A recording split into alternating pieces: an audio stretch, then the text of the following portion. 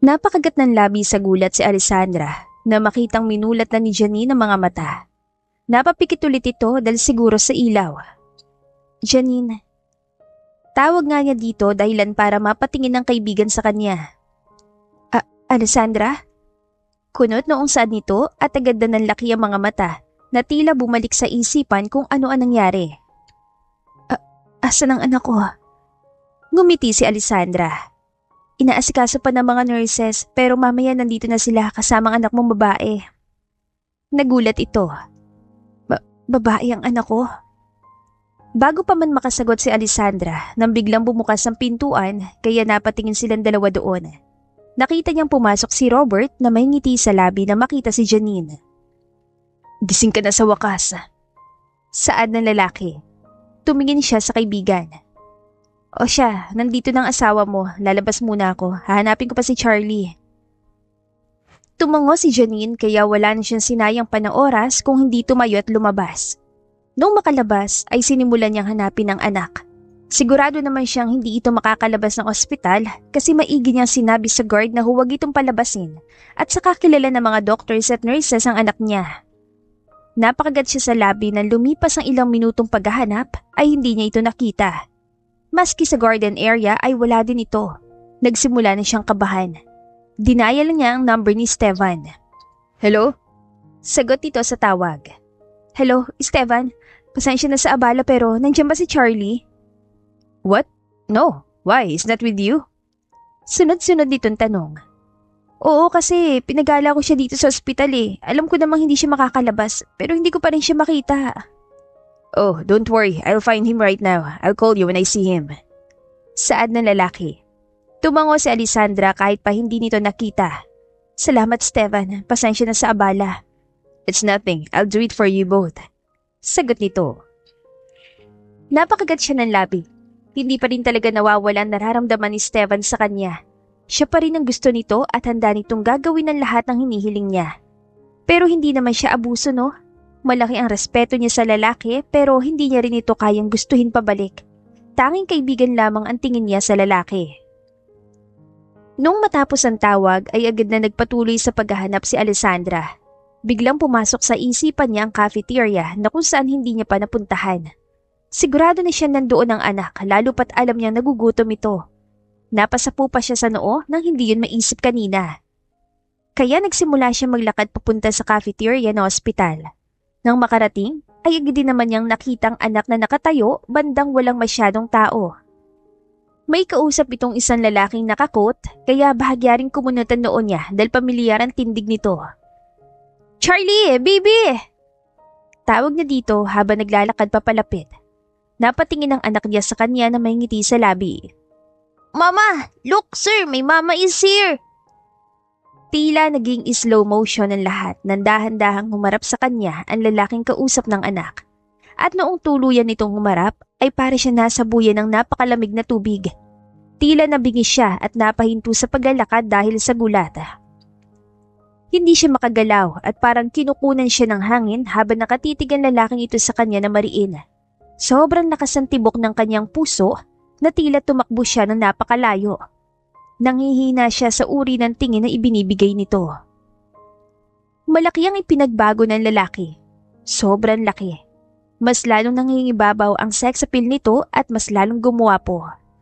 Gusto niyang tumakbo o magpalamon ngayon sa lupa dahil ang lalaking matagal niyang pinagtaguan at ayaw niyang makita ay nasa harapan na niya. Hindi siya makapaniwala. Alessandra. Napalunok ng sobrang diin si Alessandra nang tawagin nito ang kanyang pangalan.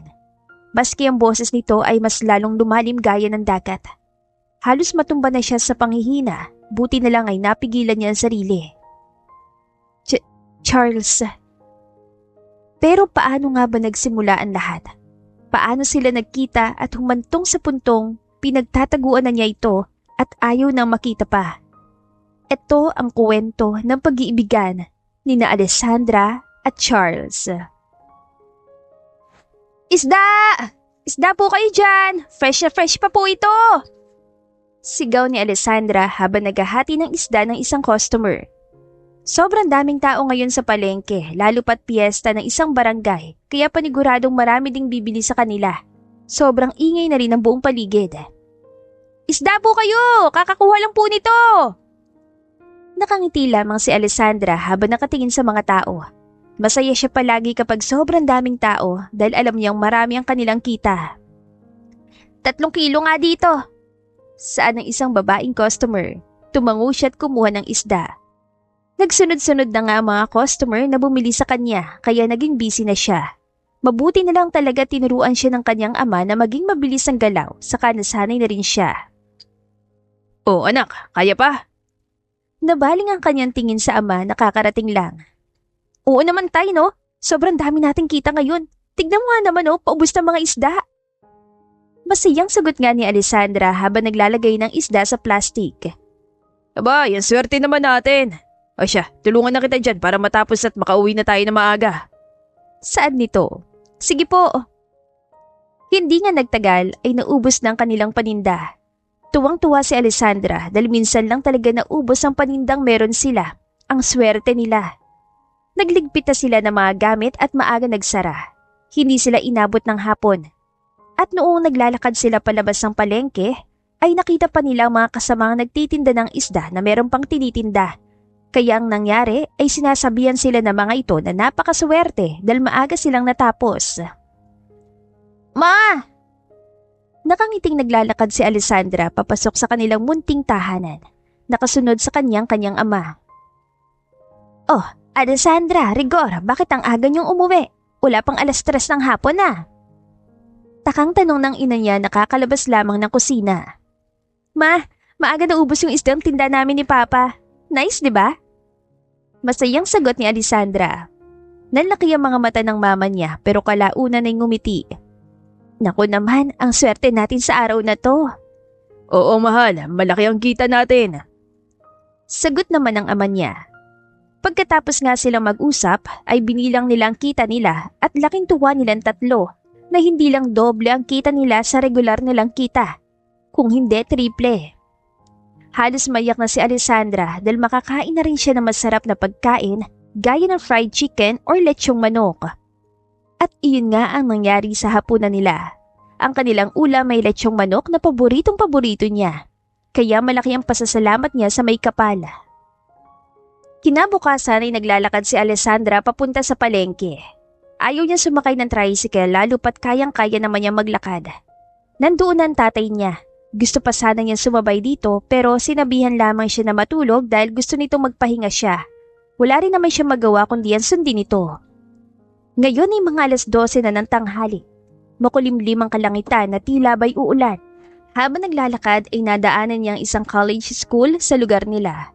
Nagsisilabasan ang mga estudyante. May nagsisitawanan, nagchichikahan at nagtatakbuhan. Lahat ang nakikita niya ay mukhang masaya. Kaya hindi niya tuloy mapigilang mainggit. Ang saya naman nila. 20 anyos na si Alessandra, ngunit high school lamang ang kanyang natapos dahil sa kakapusan ng pera pang kolehiyo.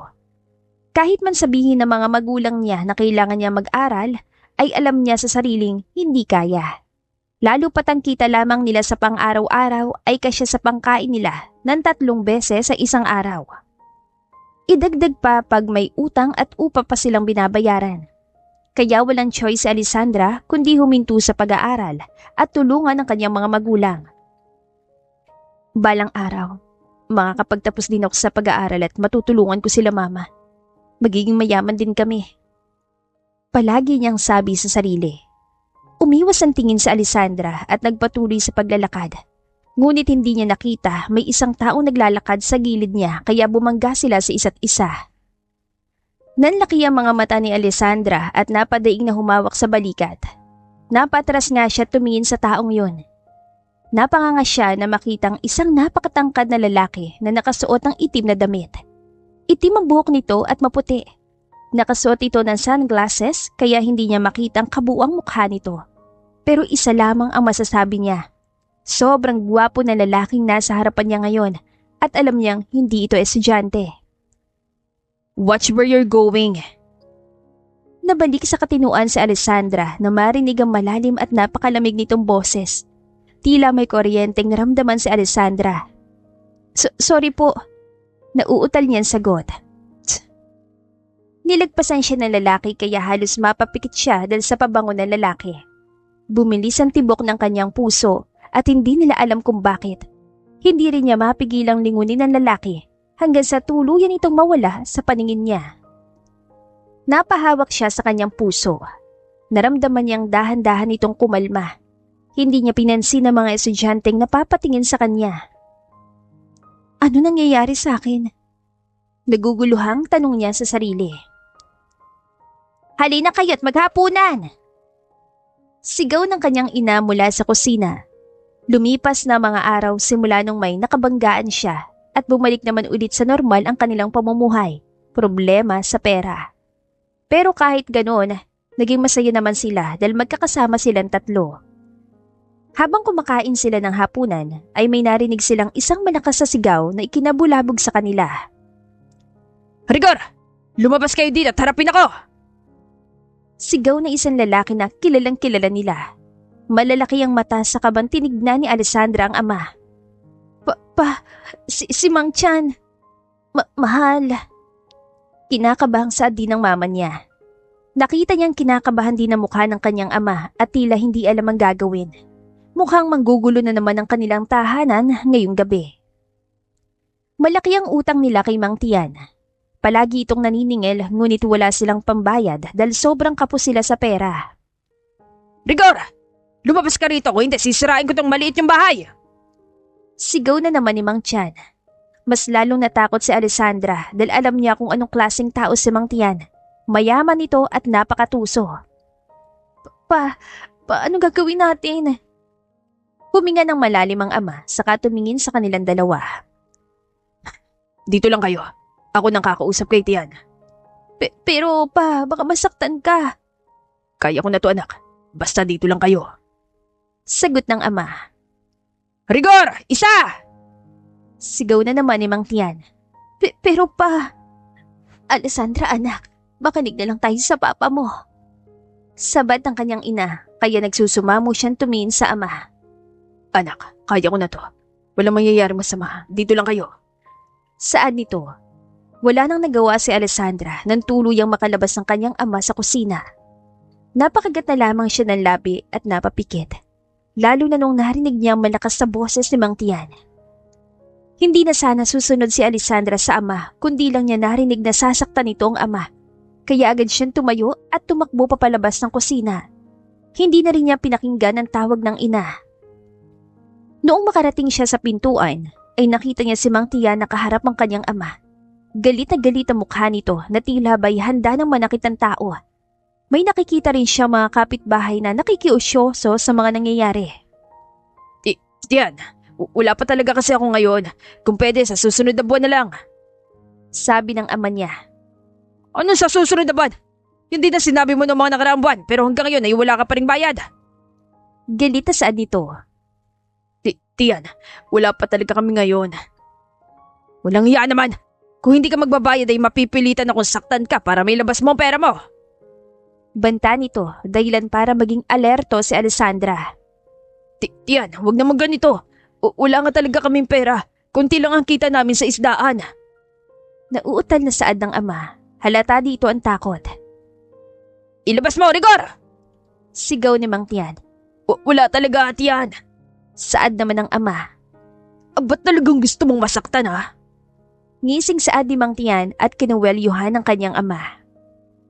Tinaas nito ang kamao at takmang susuntukin ng ama nang mabilis siyang tumakbo papalapit sa mga ito. Huwag! Huwag masasaktan ng papa ko! Napatigil si Mang Tian at napatingin sa kanya. Agad niyang hinila ang ama niya papalayo sa lalaki. Buti naman ay binitawan nito. Humarang siya sa ama at masamang tinignan ng lalaki. Alessandra, ang babaeng gusto ko. Nakangising sa adi Mang Tian. Alam ni Alessandra na gusto siya ng lalaki noon pa, kahit pa 10 taon ang agwat nila. Sinubukan siya ligawan ng lalaki noon pero hindi siya pumayag dahil ayaw niya dito. Hindi naman siya gold digger para pumayag. Bahala na kung maghihirap siya kesa maging nobyo ang tusong katulad ni Mang Tian. Huwag mo sasaktan ng papa ko! Banta niya rito. Humalukip-kip ang lalaki.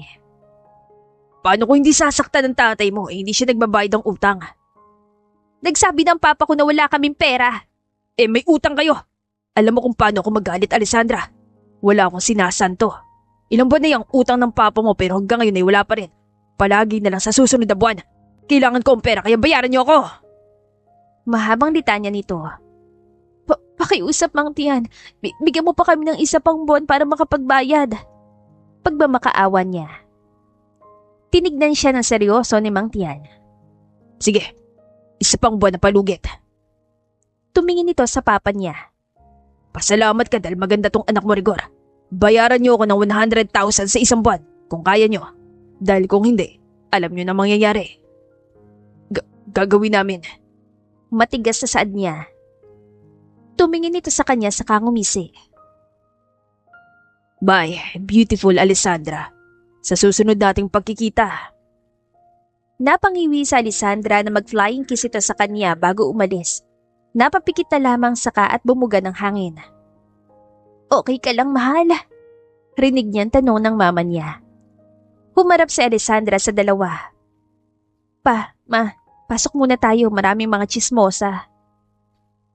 Tumango ang dalawa kaya agad silang pumasok sa loob ng bahay. At nung makaupo ng dalawa sa maliit nilang upuan, ay huminga ulit sila ng malalim. Anak. Saad ng kanyang ama.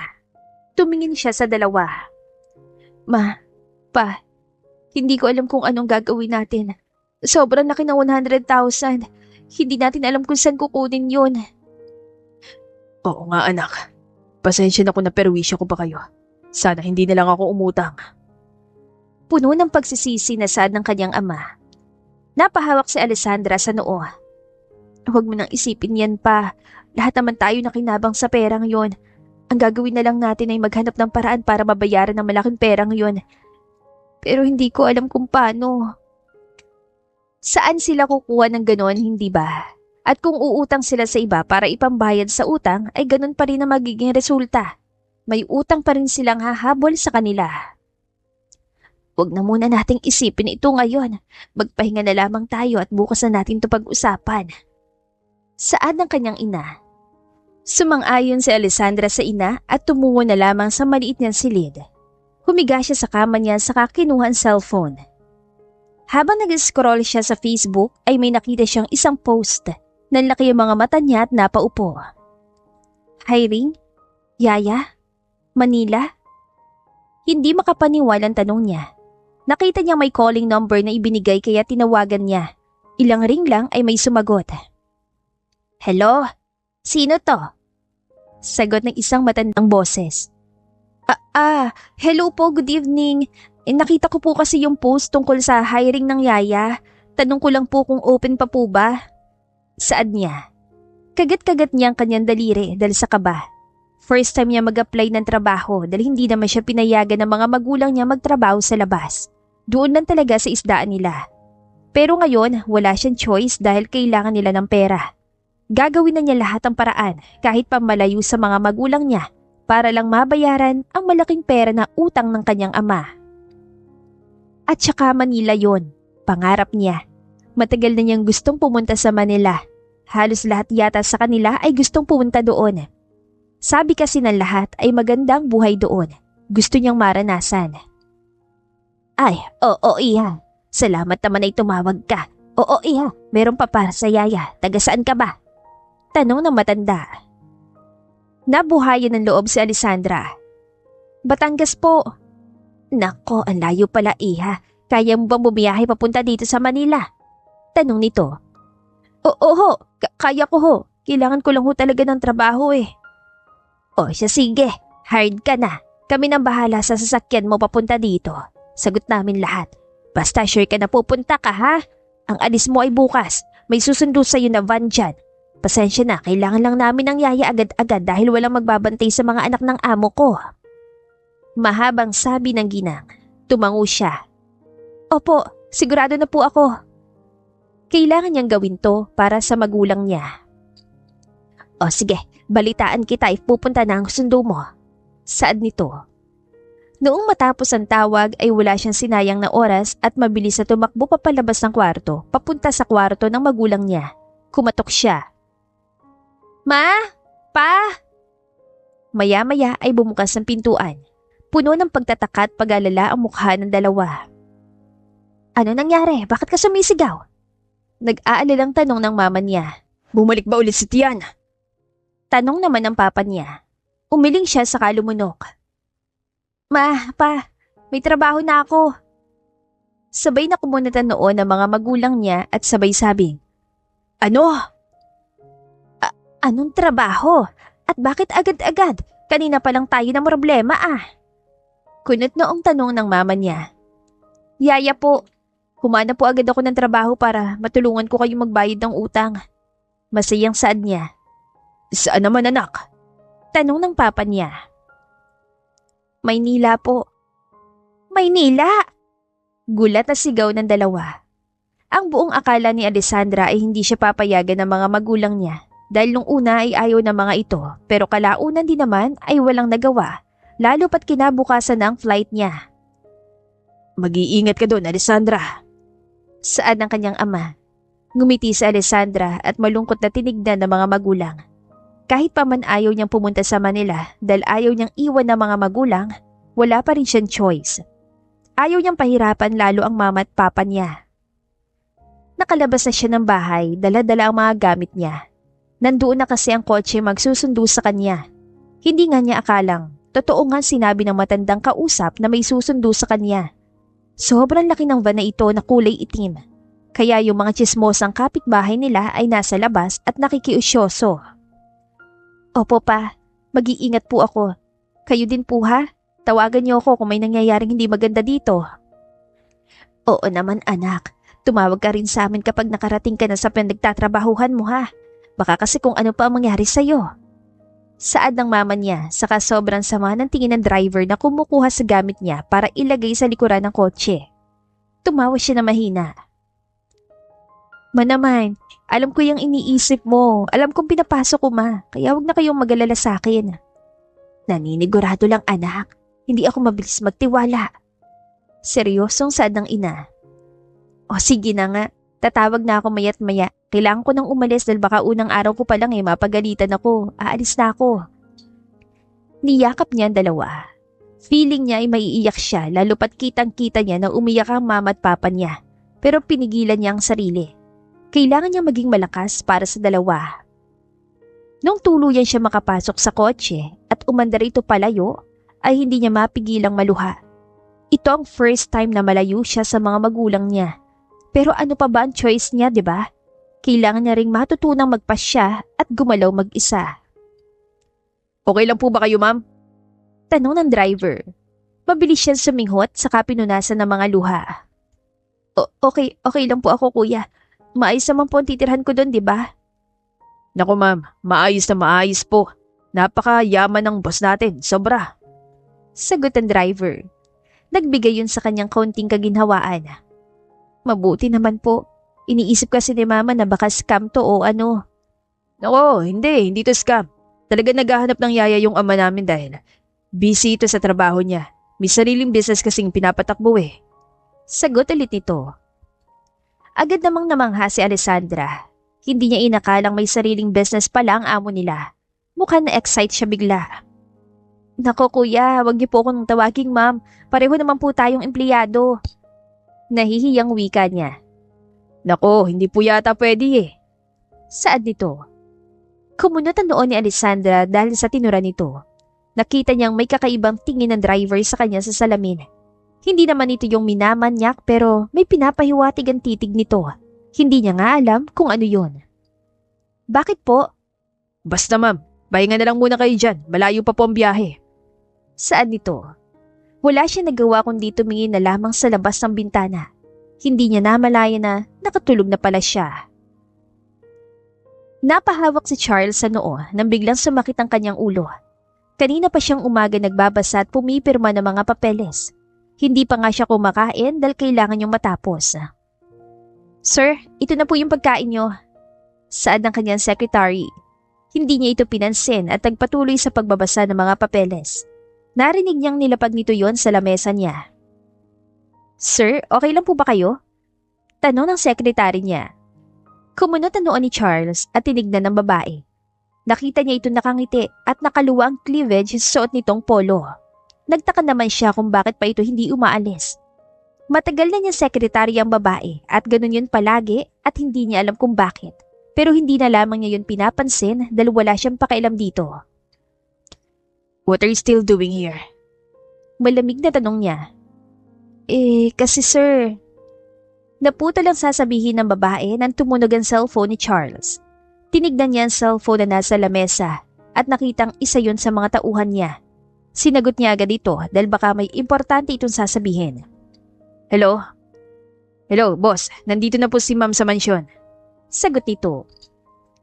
Agad na napatayo si Charles. Sobrang lakas ng tibok ng kanyang puso at nakaramdam siya ng sobrang excitement.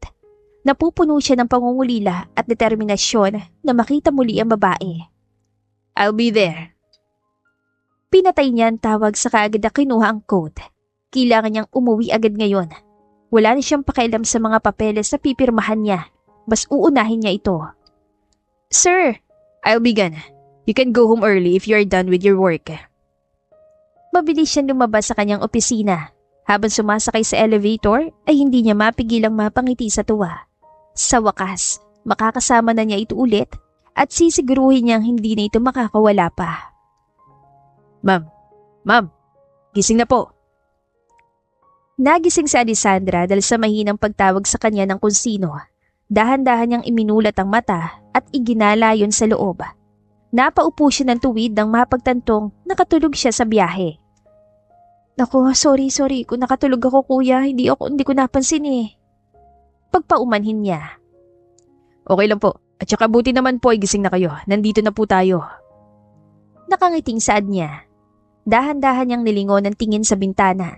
Ganoon na lamang nanlaki ang mga mata niya na makitang isang malamansyon na bahay. Ay, hindi ito mukhang mansyon, kundi isang kastilyo. Sobrang laki at lawak nito. May fountain at napakagandang mga bulaklak sa gilid. Napaigtad si Alessandra nang tumunog ang pintuang kaharap niya. Dahan-dahan itong bumukas at bumungad sa kanya ang driver. Kuya! Halina kayo ma'am. Naghihintay na po si Manang Sheila at mayordomo ng mansyon. Nakangiting sad nito. Tumango siya sa kadahan-dahang lumabas sa kotse. Noong tuluyang makalabas ay napangangas siya. Dahil mas lalo siya napanganga dahil sobrang ganda ng buong mansyon. Sa telebisyon lamang niya ito nakikita pero ngayon, nasa harapan na niya. Hindi niya akalaing makikita niyang ganitong mansyon sa personal. Feeling tuloy niya naiiyak siya. Pero bakit ganon? Pamilyar sa kanya ang lugar na para ba nakita niya na ito sa kung saan. Pero sigurado siyang hindi pa siya nakarating dito. Baka sa TV lang, marami yatang kaparehas ang ganitong mansyon dito sa Manila. Tama, iyon nga. Nabalik siya sa katinuan na marinig ang pagsara ng kung ano. Nilingon niya ang driver at nanlaki ang mga mata niya na makitang daladala na nito ang gamit niya. 3 bag din kasi yon. Ay kuya, ako na po magdala, nakakahiya naman po.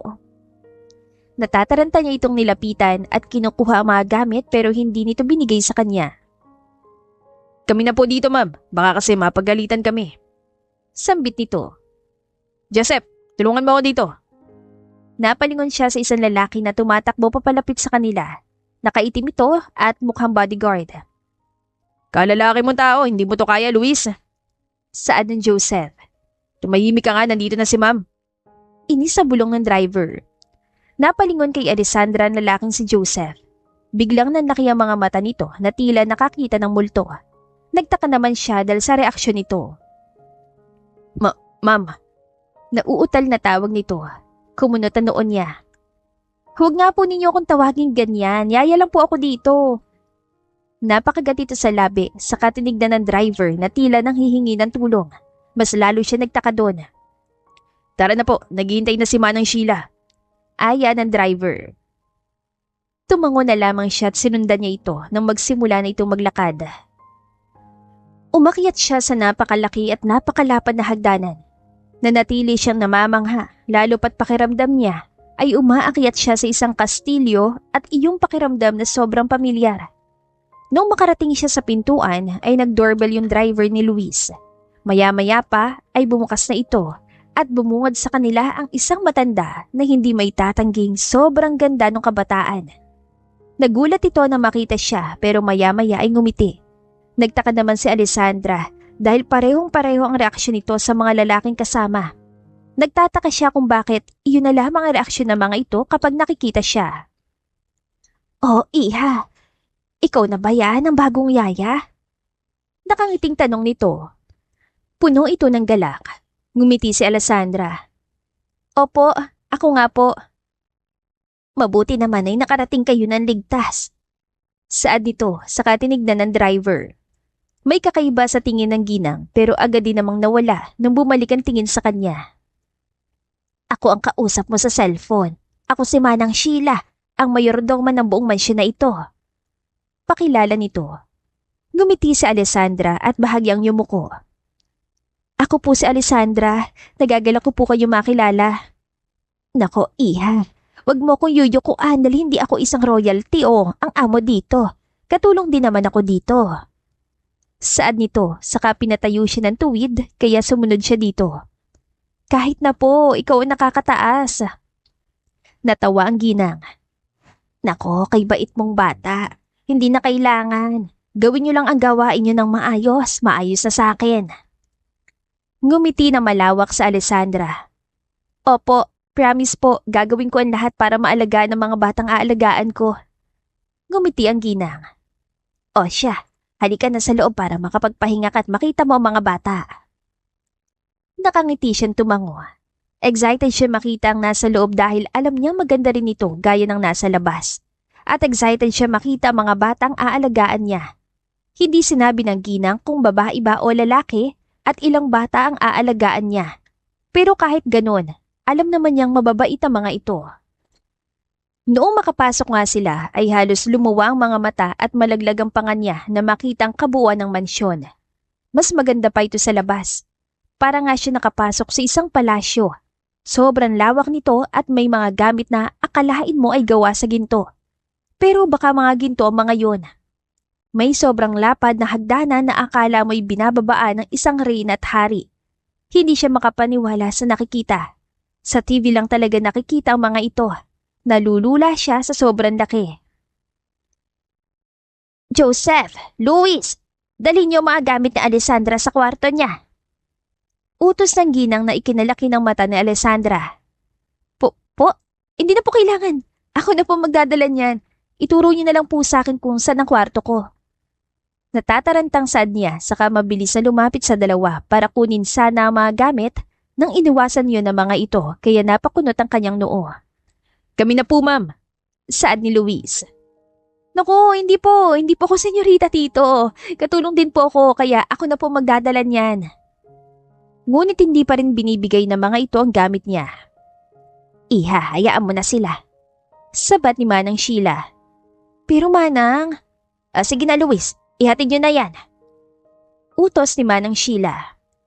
Wala nang nagawa si Alessandra nang tuluyang umalis ang dalawa. Nagtaka pa siya dahil umakyat ang dalawa sa hagdanan. Ibig bang sabihin nun, nasa taas ang kwarto niya? Pero bakit? Sa nakikita niya sa TV ay nasa ibabaw lang dapat ang kwarto ng katulong. "Manang Sheila!" Nabalik sa ulirat si Alessandra nang may marinig siyang maliit ngunit matinis na sigaw. May narinig siyang sunod-sunod na yabag mula sa kung saan. "Nandito na mga aalagaan mo." Wika ni Manang Sheila. Napabaling ang tingin niya na makita ang dalawang maliliit na batang babae. Nagsisitakbuhan ng mga ito mula sa isang silid. Napanganga na lamang siya na makitang angking ganda ng dalawang bata. Para siya nakakakita ng dalawang maliit na manika. Napahinto ang dalawang bata nang mabaling ang tingin ng mga ito sa kanya. Nakita niya kung paano nanlaki ang mga mata ng mga ito at natuod sa pwesto. Kumunot ang kanyang noo dahil parang nakakita ito ng multo habang nakatingin sa kanya. Nagtataka rin siya dahil may kamukhaan dalawang ito ngunit hindi niya alam kung sino. Pamilyar na pamilyar sa kanya mga bata. Sa hindi rin malamang dahilan ay may kakaiba siyang naramdaman habang nakatingin sa dalawa. Ewan niya ba, hindi niya maintindihan. Sila ang dalawang aalagaan mo, Alessandra. Si Annie at Ashia, kambal.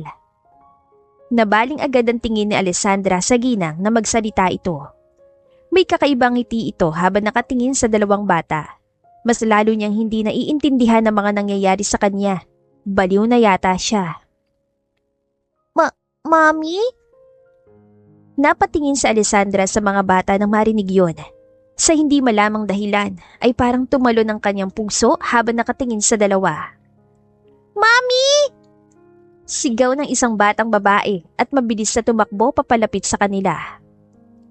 Akala ni Alessandra kung saan pupunta ang bata, pero laking gulat niya nang bigla itong lumapit sa kanya saka niyakap ang kanyang binti. Ganoon din ang isang batang babae na tumakbo rin at yumakap sa kanyang binti. Halos hindi na siya makagalaw sa gulat. Hindi niya akalaing yayakapin siya ng mga batang aalagaan niya kahit hindi naman siya kilala ng mga ito. Hello mga bata! Naiilang na bati niya. Ani, Ashia, lumayo muna kayo sa kanya. Mahinahong sa adima ng Sheila na akala mo'y normal lang ang nangyayari. No! Saad ng batang may bangs. Laking gulat ni Alessandra na makitang humihikbi ang mga ito. Bigla siya nataranta dahil umiiyak ang dalawang batang nakayakap sa kanyang binti ngayon. Hala, bakit kayo umiiyak? Umangat ang tingin ng batang may bangs. Oh, Mommy, is that really you? Humihikbing tanong ng bata. Umangat din ang ulo ng kambal nito. You're not going to leave us anymore, Mommy? Sa hindi malamang dahilan ay kumurot ang kanyang puso habang nakatingin sa mukha ng mga bata na puno ng luha. Puno ng pagsusumamo at pangungulila ang mata ng dalawa dahil siguro sa tinawag ng mga ito sa kanya. Mommy? Akala siguro ng mga ito na siya ang mommy ng dalawa. Sandali, wala silang mommy?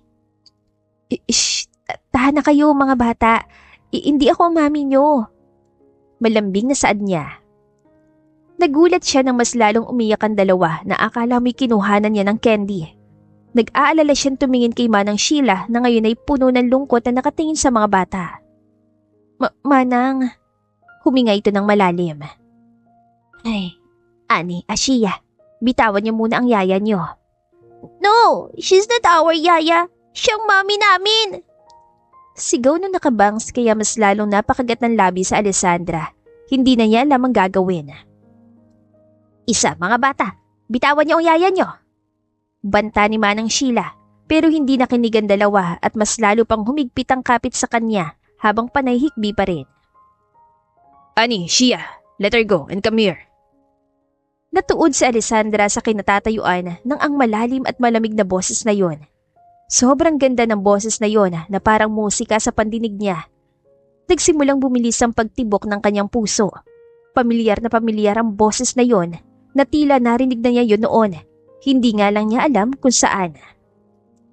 Nabalik siya sa katinuan nang humiwalay agad ang dalawang maliliit na bata sa kanya at tumakbo palagpas sa kanya. Daddy! Daddy, Mommy is here! No, she's your yaya. Sagot ng barito ng boses. Daddy? Ang lalaki nasa likuran niya ngayon ay ang daddy ng mga bata? Ngunit bakit siyang tinatawag na mami ng mga ito? Buti naman ay nandito ka na, Charles. Ang tigas niya mga anak mo. Ayaw bitawan si Alessandra. Saad ni Manang Sheila. I'll talk to these kids later. But Daddy? Naputo lang sasabihin ng batang babae na sumabat agad ng lalaki. Shia, don't talk. Alessandra, bakit ka nakatalikod? Humarap ka para makita mo ang boss natin. Saad ni Manang Sheila. Napakagat ng labi sa Alessandra dahil sa kaba. Opo. Dahan-dahan siyang humarap sa boss nila pero agad din siyang natuod sa kinatatayuan at nanlaki ang mga mata. Sinong hindi ko nasa harapan mo na yata ang isang Diyos? Sobrang gwapo ng taong nasa harapan niya ngayon na akalain mo talagang isang Greek god. Matangos ang ilong, mapungay ang mata, kulay asul ang mga mata at mapupulang labi. Isang perpektong tao ang nasa harapan niya ngayon. Mas lalong bumilis ang tibok ng kanyang puso na akalain mong nagwawala. Hindi na talaga niya alam ang nararamdaman niya ngayon. Pamilyar din ang mukha ng lalaking kaharap, ngunit alam niyang hindi ito kilala. Nabalik siya sa ulirat nang tumikhim ang lalaking kaharap o ang tatawagin niyang boss. Kinumpos niya ang sarili. Hello po, sir. So, you are the new yaya. Siguruhin mo lang na alagaan mo tong mga anak ko kasi kung hindi, you will not gonna like it if there's something happen to them. Malamig at nakakatakot na saan nito. Nagulat si Alessandra sa sinabi nito. Hindi niya akalaing sobrang nakakatakot pala ito na yung tipong ayaw mo na lang makasalubong. Pero bakit ganoon? Imbis na matakot ay nakaramdam siya ng tuwa. Baliw na yata talaga siya. Opo. Nilagpasan siya dito kaya napapikit siya ng maamoy ang panlalaki nitong pabango. Sobrang pamilyar din ang amoy nito. But daddy, she's mom! Rinig niyan sigaw ng isang batang babae. Enough, Ashia! Hanggang sa tuluyan na nga niyang hindi marinig ang mga ito. Nako, Alessandra, pagpasensyahan mo na yung boss natin ha. Ganyan talaga yan, masungit. Masasanay ka rin. Biglang sambitima ng Sheila kaya napatingin siya dito. Manang, bakit po ako tinatawag na mami ng mga bata? Wala po ba dito yung mami nila? Hindi na niya mapigilan tanong dahil bumabagabag yon sa isipan niya. Nakita niyang biglang napatayo na maayos ang ginang. Kita niya kung paano hindi mapakali ang mata ng ginang. Para bang may hindi itong dapat sabihin. Okay lang po kung hindi niyo sasagutin. Hindi naman po yan sakop sa trabaho ko. Bumuntong hininga ito. Hindi naman sa ayaw ko siyang sagutin. Lumaki kasi ang mga bata ngayon na wala ng ina nila. Kaya puno ng pangungulila. Medyo nakakaapekto yun sa mga bata kapag nakakarinig tungkol sa ina nila eh. Gusto kasi nila ito makita. Ganun po ba? Tumango ang ginang. O siya, tama na muna itong topic na ito. Dali na kita sa kwarto mo para makapagpahinga ka na. Pabagsak na humiga si Alessandra sa malambot na kama. Hindi pa rin siya makapaniwala na ang silid niya ay parang isang silid ng may-ari na mansyong ito. Sobrang laki at lawak. Katabi raw nito ang kwarto ng mga bata para raw kapag may nangyari ay agad niya itong mapupuntahan. Nakuha naman niya yung point pero hindi pa rin siya makapaniwalang makakatulog siya sa ganong klaseng kwarto. Nakaramdam na tuloy siya ng lungkot dahil siya lang mag-isa nakakatulog sa marangyang kama at kwarto na yon. Gusto niya ganoon din ng mga magulang niya. Sana naman sa susunod na makakatulog din ng mga magulang niya sa ganong kwarto o mansyon. Habang nakahiga ay hindi pa rin mawala sa kanyang isipan ang nangyari sa kanya. Kakarating pa lang niya ay kung ano-ano nang nararamdaman niya. Nagtataka siya kung bakit sobrang pamilyar sa kanyang mansyon na ito.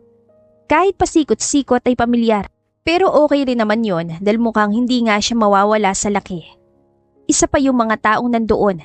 Pamilyar sa kanya pero sigurado siyang hindi pa nga niya nakikita ang mga ito, maski sa telebisyon. Idagdag pang may kakaibang nararamdaman siya sa tuwing nakikita sila. Baka siguro nababaguhan siya sa lugar kaya ganun. Tama, baka ganun nga. Lumipas sa mga araw na pagiging yaya ni Alessandra sa mga bata, ay mabilis lang siya maging komportable sa kambal. Hindi nga siya pinahirapan ng dalawa dahil mababait ang mga ito, kaso hinayaan na lamang niyang tawagin siyang mami ng dalawa kasi baka kamukha lang niya ang ina ng mga ito. Naging maayos naman ang pumumuhay ni Alessandra doon, lalo pat parati siya nakakain. Palagi niya rin katawagan ng mga magulang para kamustahin. Hindi pa naman ang gugulo si Mang Chan, kaya nakahinga siya ng maluwag.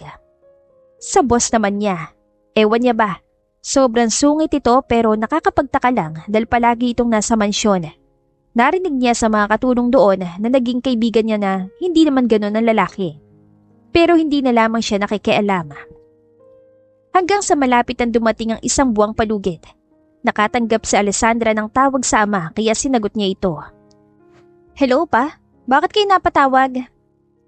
Anak, pumunta si Tian dito. Nanggugulo. Babayaran na raw natin siya sa susunod na araw kung hindi susunugin niya ang bahay natin. Baka anong gagawin niya sa amin, nak? Maliit pa lang ang naipon namin ng mama mo. Bakas ang takot at panginginig sa boses ng ama. Bigla siyang kinabahan dahil sa sinabi nito. Oo nga pala, nakalimutan niya ang dahilan kung bakit siya nagtatrabaho ngayon. Ngunit kaunti pa lang ang perang naipon niya, hindi yun naaabot ng 100,000. Napakagat na lamang siya ng labi sa frustration. pa, huminahon muna kayo. Sabihin niyo po kay Tia na magbabayad tayo sa saktong araw. May pera ako dito, magpapadala agad ako kapag kumpleto na. Pero anak, sigurado ka ba? Nag-aalalang tanong nito. Tumango siya kahit hindi nito kita. Ako nang bahala pa.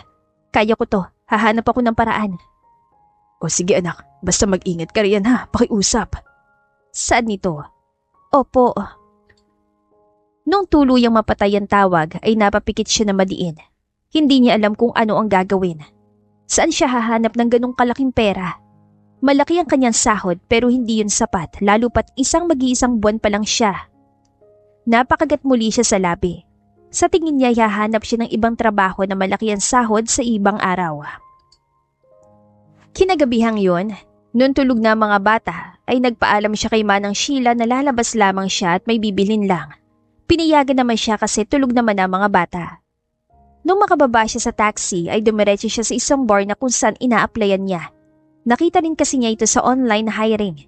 Siyempre, natanggap agad siya. Wala na siyang pakialam kung may mawawala man sa kanya. Desperada na siya makakuha ng sapat na pera. Wala na rin siyang pakialam sa sarili niya basta mailigtas niya lamang ang mga magulang sa sakim na mangtiyan. Ikaw na pala ang bago, nice. Maganda ka at sexy, sigurado maraming maghahanap sa'yo. Saad ng isang babaeng halos lumuwa ng dibdib sa suot ng manipis na dress. Magiging kasamaan niya yata. Opo. First time? Nakataas itong kilay na tanong. Napakagat ng labi si Alessandra saka tumango. Opo. Nax, virgin. Don't worry, masakit yan sa una pero hindi naman kapag matagal. Masasanay ka rin. Nakangising saad nito. Halika na, magbibisa tayo. Sigurado akong maraming maghahabol sa'yo. Wala nagawa si Alessandra nung hinila siya nito. May binigay itong kulay pulang damit. At noong masuot niya ito ay napangiwi siya dahil halos wala na siyang suot. Sobrang luwa din ang cleavage niya dahil fitted ito. Alessandra, girl, are you done? Tanong ng nasa labas habang kumakatok. Oo. Get out na, dadating na si manager, paniguradong irereto na tayo. Sambit ulit ni Janine, ang babae kanina. Wala siya nagawa at nilakasan ng loob at lumabas. Nakita niya kung paano napanganga si Janine habang nakatingin sa kabuuan niya. Bakit? Pangit ba? Nag-aalalang tanong niya. Girl, you look so stunning. Talagang maraming mag-aagawan sa'yo dito para matikman ka lang. Maduming puri nito. Hindi niya mapigilang mamula. Ngayon lamang siya nakatanggap ng ganong puri. Hindi niya alam kung bakit masaya ba siya o hindi. May narinig silang katok sa dressing room at isa yon sa mga kasama nila. Tinatawag na sila. Naku, nandito na yung bruha nating manager. Tara na, bago pa tayo mabugahan ng apoy. Saad ni Janine saka hinila siya papalabas. Paglabas nila ay nakita niyang ang ibang kasamahan na gaya ng suot niya. Napatingin naman ang lahat sa kanila, lalo na sa kanya. Kahit nahihiya ay pumunta siya sa linya. May isang babaeng sobrang laki ng dibdib na nasa harapan nila ngayon. Nakatingin pa ito sa kanya. Hinuha niya, ito ang manager. Ikaw ang bago? Tanong nito. Tumango siya. Opo. Nice. Maganda ka. Puri nito. Salamat po. Nahihiyang sagot niya. Hindi na ito sumagot at nagsimulang mag-anunsyo tungkol sa mga gagawin. Hanggang sa nagsimula itong magbigay ng number sa mga babaeng kinukuha ng VIP habang yung iba ay nasa table lang. Siyempre, naririnig ni Alessandra na gusto ng lahat na magkaroon ng VIP kasi malaki ang kita. Nanlaki ang mga mata niya na makitang huminto ang manager sa harapan niya saka binigay siyang numero. Mama, sa room 12 ka, VIP. Pumunta ka doon agad-agad kasi nandun ang lalaki maghihintay sa'yo. Utos nito. Hindi siya makapaniwala na agad-agad siya makakuha ng VIP number. Bago pa lang siya pero ito agad. Kaya maraming nagreklamo kasama niya. Bago pa yun, manager ah! Bakit VIP agad? Unfair naman? Reklamo ng isa. Oo nga naman, manager. Unfair. Sa amin nun, table-table lang. Saan naman nung isa? Napayuko naman siya. Hindi naman kasi gusto ito ni Alessandra. Kung pwede lang talaga tumakbo na siya palayo pero wala siyang choice. Ito lang ang nakikita niyang mabilis sa paraan para magkaroon siya ng pera. Tumahimik kayo! Hindi ako naglagay sa kanya dyan. May unang customer agad na kumuha sa kanya kaya hindi yun unfair. Paggalita saad ng manager. Deserve, mga inggitera kasi. Rinig niyang saad ni Janine. Janine! Suway niya dito pero nginisiyan lamang siya ng babae. Alam mo naman ang pasikot-sikot dito sa club, di ba? Tanong ng mga ito. Tumango siya. Opo. Kanina kasi itinuro siya ni Janine sa buong club. Aminado siyang hindi niya pa ito kabisado kasi first time niya pero mapapamilyar naman siguro siya. Lalo pat ayaw niyang mapunta sa ibang room. Sige, pumunta ka na ron. Huwag yun ang hintayin ng customer kaya agora na. Malakas sa dito. Hinila ni Janine sa Alessandra na hinayaan niya lang. Nakita niya pang sobrang sama ang tingin ng mga kasamaan sa kanya. Iniwas niya na lamang ang tingin dito. Bakit mo ko hinihila? Tanong niya. Ihahatid kita sa VIP room mo. Sagot ni Janine. Biglang nailang si Alessandra nang dumaan sila sa kung saan maraming taong nagsasayawan at nagiinuman. Paano ba naman kasi sa kanya napapatingin halos lahat ng tao? Halos mabali pa ang leeg kakalingon sa kanya. Hindi naman kailangan, kaya ko naman. Ihahatid kita, baka mawala ka pat kung sinong hahablot sa'yo. Alam ko mang utak ng tao dito, hayaan mo na lang. Pagbatigas nito. Hindi na lamang sumagot si Alessandra. Hindi niya akalaing may taong ganun sa kanya. It was her first time. Noong naglalakad na sila sa koridor papunta sa VIP room na naka-assign sa kanya, ay hindi niya mapigilang kabahan.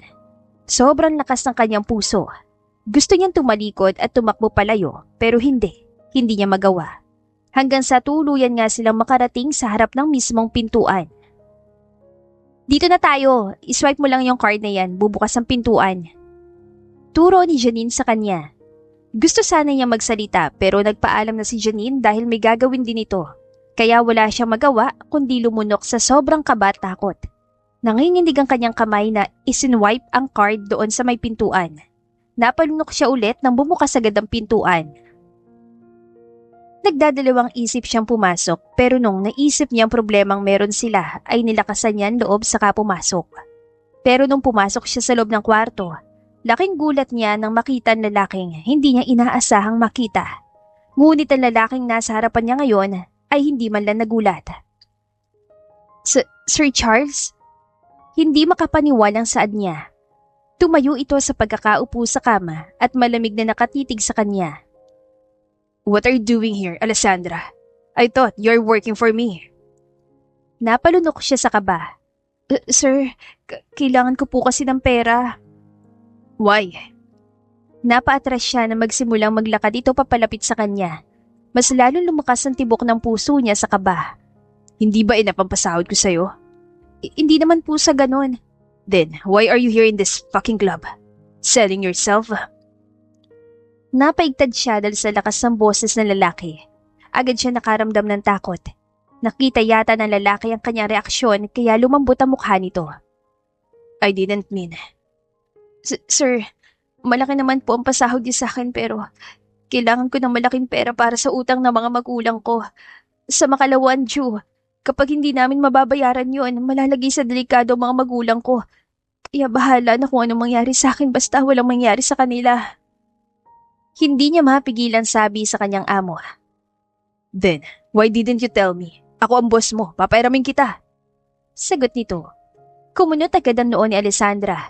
Hindi niya inaasahan na sasabihin ng masungit niyang boss yun sa kanya. Sa tingin mo maiisip ko pa yan, sir? Lalo na't napakasungit niyo at ayaw kaming kausap ng mga empleyado mo. Hindi na, sir. Gagawin ko na lang to. Nagulat siya nang dumilim ang mukha ng lalaki at hinawakan siya sa magkabilang braso. Napapikit siya at mahinang napatili nang isinandal siya nito sa pintuan. Sir! Kinakabahang tawag niya dito nang magmulat ang mata. Okay, then, itong gusto mo. Hahayaan kita. Pero hindi ako papayag na gagalawin ka ng ibang lalaki. You can sleep with me and I'll give you money. Every night. Nanlaki ang mata niya dahil sa sinabi nito. Ano? Hindi na natapos pa ang sasabihin niya nang mabilis siyang sunggaban ng halik ng lalaki. Mas lalong nanlaki ang mata niya sa gulat na akala mo'y luluwa na ito. Natuod siya sa kanyang kinatatayuan at mas lalong bumilis ang kanyang puso na akala mo'y nagwawala sa buong kalamnan niya. Naging blanko ang kanyang isipan. Parang pamilyar sa kanyang eksenang yon pero hindi niya alam kung bakit. Imposibleng naranasan na niya yon. Kahit wala siya naalala sa past niya, alam niyang hindi ito nangyari sa kanya. Nung magsimulang gumalaw ang labi ng lalaki, ay nataranta siya. Pero agad siyang hinapit sa bewang ng lalaki dahilan para mas lalo silang magkadikit. Sir, nauutal niyang tawag dito nang humiwalay ito sa halik, ngunit sobrang lapit pa rin ang mukha nila sa isa't isa. You want money, right? Then kiss me back and let's get this over with. Hindi na siya nakapagsalita pa ulit dahil sinunggaban na naman siya nito ng halik. Napahawak siya na mahigpit sa magkabilang balikat ng lalaki nung gumalaw na naman ang mga labi nito. Mas lalong nawalan sa tamang pag-iisip si Alessandra at dahan-dahang tumugon sa halik ng boss niya. Hanggang sa hindi na niya namalayan, dahan-dahan ang uminit ang kanilang katawan at bumagsak sila sa kama. Sa buong gabing yon, nagtalik silang dalawa ng ilang ulit, walang kapaguran. Isa lang naman dapat pero ewan ba kay Alessandra, hindi niya alam kung bakit gustong-gusto ng katawan niya. Napakapamilyar ang nararamdaman niyang yon na parang hindi niya first time. At ang feeling na ayaw niyang pakawalan sa bisig niya ang lalaki. Sa gabing yon, wala siyang naramdamang pandidiri sa sarili, pagsisisi at trauma. Simula nga sa araw na yon, palagi na silang nagtatalik ng boss niya tuwing sumapit ang gabi. Hindi rin niya mapigilan ang sariling maakit dito. Nabayaran na rin niya ang utang ng mga magulang kaya nakaramdam siya ng ginhawa. Pero kahit nabayaran na niya at hindi pa rin siya tumigil sa trabaho dahil sobrang napalapit na siya sa dalawang bata at palagi siyang hinahanap ng boss niya. At nagkaroon na rin siya ng feeling sa boss na kahit hindi siya, ina-assume niyang sila nga. Akala niya magiging ginhawa na ang buhay niya pero nagkakamali siya dahil biglang bumalik ang babaeng unang minahal ni Charles. Doon ito tumira mismo pansamantala sa mansyon na hindi naman tinanggihan ng lalaki. Nakaramdam ng selo si Alessandra pero wala naman siyang karapatan at lalo lang siya nasaktan nung hindi na siya inaaya ng lalaki na makasama siya tuwing gabi. Malakas na sampal ang natanggap ni Alessandra mula kay Tina. Bumagsak siya sa sahig. Hindi siya makapaniwala at nagsimulang maluha ang kanyang mga mata. Hindi niya akalaing may sasampal sa kanya dahil lang sa pagkakamaling nagpakita siya dito. Binawalan kasi siya lumabas ni Manang kapag nandyan siya. You bitch! Sigaw ni Tina. Bakit niyo po ako sinampal, ma'am? Nauutal niyang tanong dito. Dahil mga aagaw ka. Dapat ay patay ka na. Bakit ka nandito? Sigaw nito ulit. Hindi ko po kayo maintindihan. At talagang nagmamang maangan ka pa. Hindi mo ba ako kilala, ha? Galit itong Saad. Umiling siya. Hindi po. Nakita ni Alessandra kung paano ito napahinto at gulat na nakatingin sa kanya. Pero kalaunan, sumilay ang ngisi nito na tila may iniisip na plano. Get out of here and never come back. Tapos na ang pag-aalaga mo sa mga bata. Utos nito. Gulat siya at napatayo. Pero ma'am, hindi po sinabi ni sir na aalis ako. I'm the mother of the twins. Hindi mo ba alam yun? Nandito na ako kaya wala ka ng silbi. Sigaw nito. Tila nabuhusan ng napakalamig na tubig sa Alessandra sa nalaman. Napatras siya at malalaki ang matang nakatingin sa babaeng nasa harapan niya ngayon. Tila may tumarak na matulis na bagay sa kanya sa puso at nagsimula yung magdugo. Pinagtaksilan niya ang babaeng nasa harapan niya ngayon na ina ng mga batang inalagaan niya. Nasaktan siya dahil dumating na ang araw na aalis siya. Ito ang asawa at ina ng kambal. Nagmumukha siyang kabit. Hindi niya alam yon dahil walang sinabi si Charles sa kanya maski ang mga bata. Walang mag-ama sa mansyon dahil may pinuntahan. Gusto siyang isama ng mga ito pero tumanggi siya.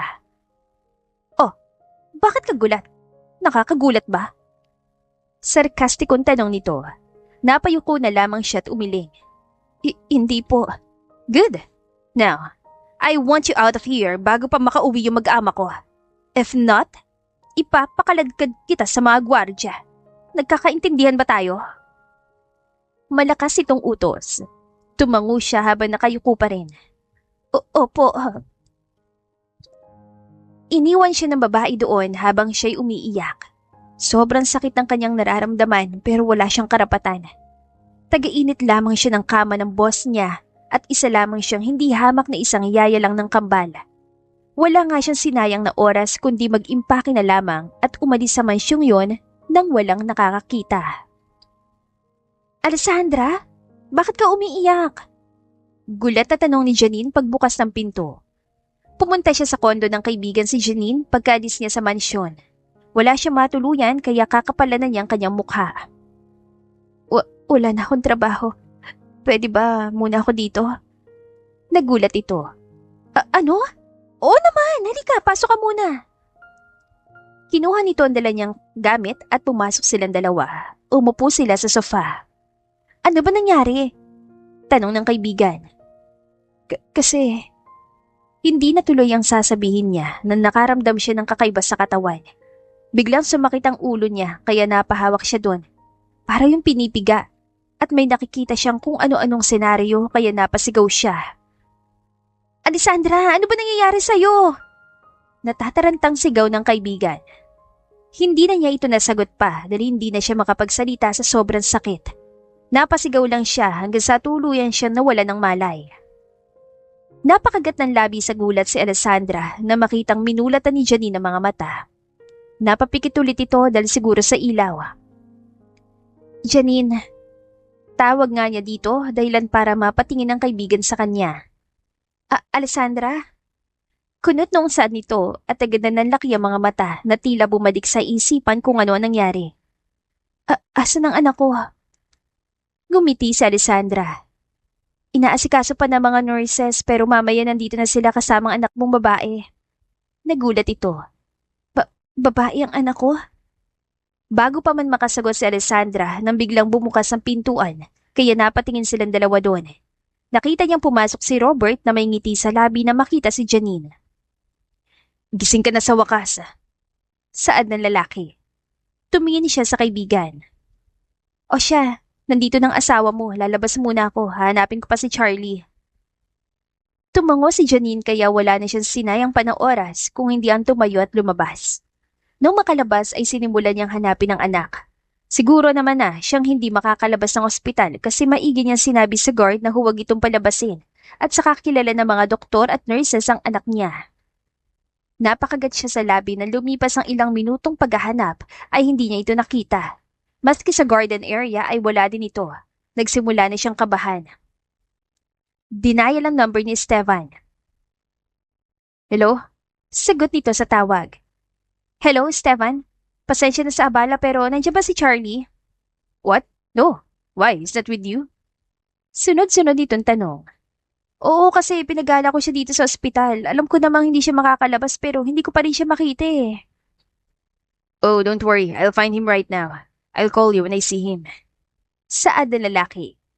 Tumango si Alessandra kahit pa hindi nito nakita. Salamat, Esteban. Pasensya na sa abala. It's nothing. I'll do it for you both. Sagot ito. Napakagat siya ng labi. Hindi pa rin talaga nawawala ang nararamdaman ni Esteban sa kanya. Siya pa rin ang gusto nito at handa nitong gawin na lahat ng hinihiling niya. Pero hindi naman siya abuso. Malaki ang respeto niya sa lalaki pero hindi niya rin ito kayang gustuhin pabalik. Tanging kaibigan lamang ang tingin niya sa lalaki. Nang matapos ang tawag ay agad na nagpatuloy sa paghahanap si Alessandra. Biglang pumasok sa isipan niya ang cafeteria na kung saan hindi niya pa napupuntahan. Sigurado na siyang nandoon ang anak lalo pat alam niyang nagugutom ito.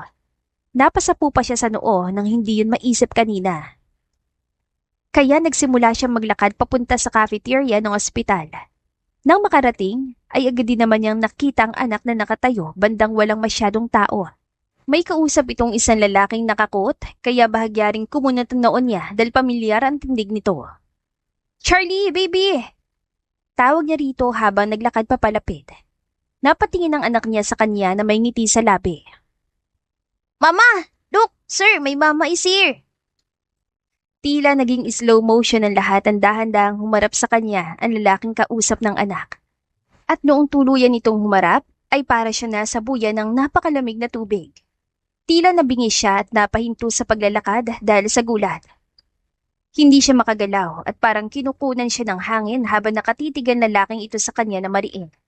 Sobrang lakas ng tibok ng kanyang puso na tila tumakbo siya ng napakalayo. Nanghihina siya sa uri ng tingin na ibinibigay nito. Malaki ang ipinagbago ng lalaki. Sobrang laki. Mas lalong nangingibabaw ang sex appeal nito at mas lalong gumuwapo. Gusto niyang tumakbo o magpalamon ngayon sa lupa dahil ang lalaking matagal niyang pinagtaguan at ayaw niyang makita ay nasa harapan na niya. Hindi siya makapaniwala. Alessandra. Napalunok ng sobrang diin sa Alessandra nang tawagin nito ang kanyang pangalan. Maski ang boses nito ay mas lalong lumalim gaya ng dagat. Halos matumba na siya sa panghihina, buti na lang ay napigilan niya ang sarili. Charles. Mama! Nabalik sa ulirat si Alessandra sa sigaw ni Charlie. Kinagat niya ang kanyang labi saka naglakad papalapit sa dalawa. Kada hakbang na ginagawa niya ay palakas ng palakas ang kanyang puso sa pagtibok. Hindi nga niya tinapunan ng tingin ng lalaki. Naaalala na niya ang lahat. Nagka-amnesia pala siya nang hindi niya alam at hindi siya tunay na anak ng mga magulang niya. Nakita lamang siya ng mga ito sa gilid ng kalsada at hindi 20 ang edad niya noon, kundi mas matanda pa ng ilang taon. Naaalala na niya na siya pala ang asawa ni Charles at ang ina ng kambal. Ngunit wala siyang lakas ng loob na harapin ang mag-ama niya, lalo pat nalaman niyang buntis pala siya kay Charlie noon. Hindi niya akalaing magkikita sila at sa ospital pa talaga. Nandito ka lang pala anak. Kanina pa kitang hinahanap. Nauutal niyang saad sa anak. Ngumiti ito. Sorry mama, pero nilibre niya po ako. Napakagat ng labi si Alessandra. Let's go na. Hinihintay na tayo ng ninang Janina mo. Okay po, sagot ng anak. Akmang hihilahin niyang anak papaalis doon, ay may biglang pumigil sa isang pulsuhan niya dahilan para mapahinto siya at malalaking matang tinignan ng taong yon. Si Charles yon na nakatingin sa kanya na puno ng pagmamakaawa. Can we talk? Huminga siya ng malalim at tumingin sa anak na nakatingala sa kanila. Charlie, alam mo naman siguro kung saan ang office ni Ninong Stevan mo, right? Tumango ang anak bilang sagot. Go there, susunod ako. Nung tuluyang makaalis ang anak, ay sumama siya sa lalaki. Panahon na yon para magkaayos sila. Wala naman siyang balak na pagtaguan niya ito habang buhay. At sa araw ngang yon, ay nagkabalikan sila. Inamin niya ang mga nangyari at kung bakit hindi niya ito tinaguan. Inamin din niyang naalala na niya ito bilang asawa. Sobrang saya sa puso dahil nalabas niyang lahat ng yon at tuluyan nga silang naging okay ni Charles.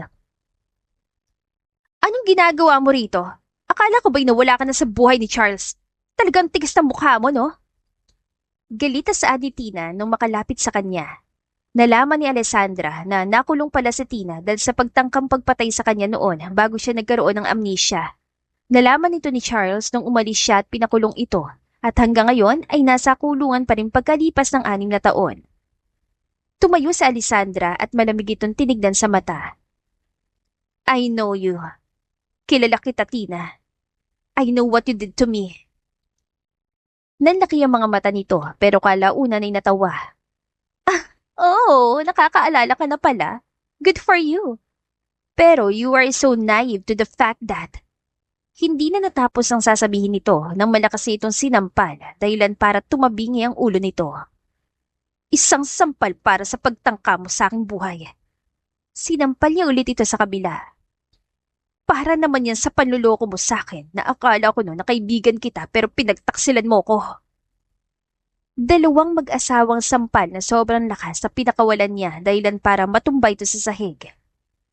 Para yan sa pag-angkin mo sa mag-ama ko at pinalayas ako sa mansyon. Hindi na nakapagsalita si Tina dahil sa gulat. Iyong mga pulis ay naalerto at dinaluhan siya.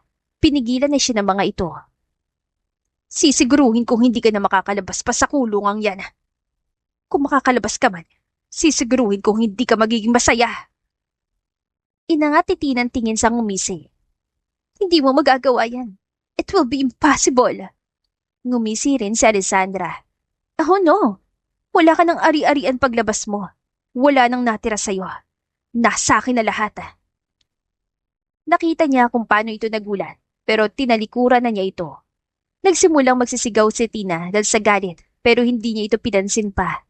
Nakaramdam siya ng relief at tuwa sa nagawa niya. Hindi niya ito pinagsisihan. Nang tuluyan siya makalabas doon, napangiti siya na makitang pinakamamahal niyang asawa na naghihintay doon. Nakasandal si Charles sa kotse nito at nakashades. Hindi tuloy napigilang mapatingin dito ang mga taong dumadaan. Well, ang pogi naman talaga ng asawa niya. Are you done?